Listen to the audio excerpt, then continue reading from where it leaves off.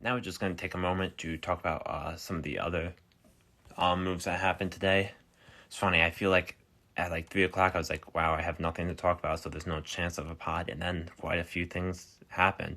So, I mean, obviously other than just Musgrove, but we'll start with John Lester. John Lester signed with the Nationals today. Now this is sort of a move the Nationals just want to make to get a almost guy in the rotation because they have Scherzer, Strasburg, Corbin, obviously, where they need all of them, honestly, to compete. So they know that Lester's really a guy they're just going to hope to eat innings. He's really, I believe, is on the down, definitely on the down in his career. His velocity has plummeted over the years, and we saw the results of that pay off last year with a 5 ERA. I think the Nationals are just going to hope he can get to like an ERA about 4.4 or something and just sort of hold the ship and give innings. But we'll have to see with that. But either way, betting on John Lester is always a good thing, I believe, as he has shown throughout his career. He's not a guy you can bet against. So that's all I have to say on that.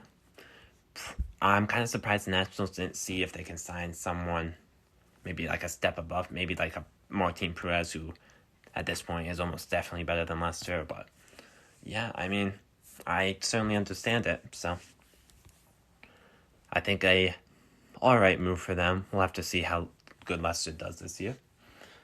Next up, we have Tyler Chatwood has signed with the Blue Jays.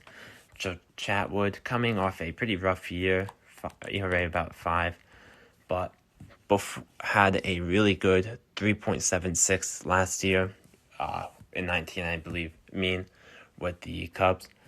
Believe this is a small year, so this is sort of the Blue Jays where they know they need help in the pen, trying to take more of a chance on the guy and see what it comes of it. So good for them for being aggressive, giving a shot for this. So yeah, we'll have to see how this turns out. Certainly not a knock a socks off move, but could work out, quite frankly, honestly.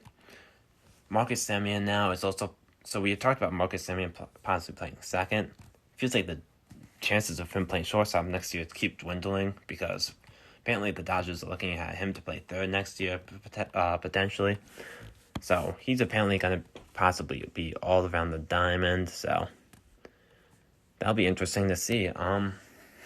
Lots of Dodgers. I think the Dodgers still just try to re-sign Turner as long as it's not a huge year deal. But Simeon is certainly a good backup. They were in on DJ, like I had said. So Dodgers certainly being aggressive, but I feel like they're being a little more selectively aggressive since the team is probably already going to be better than it was last year. Price returns, some of the young guys get older, better. So, and we have one more thing to talk about quickly, and that's an update on Tanaka.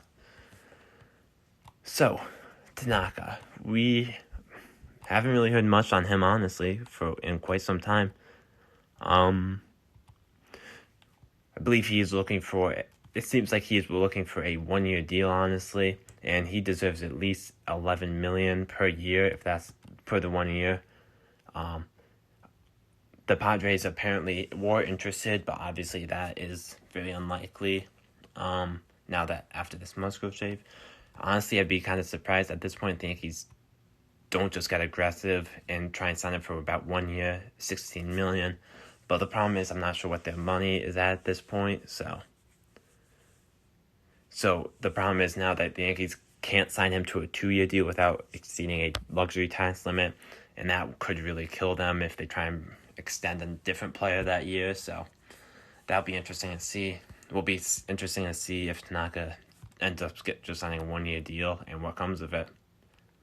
So yeah, that's all for the quick hits for today. Thank you all for listening on this emergency, podcast. Thank you all for listening.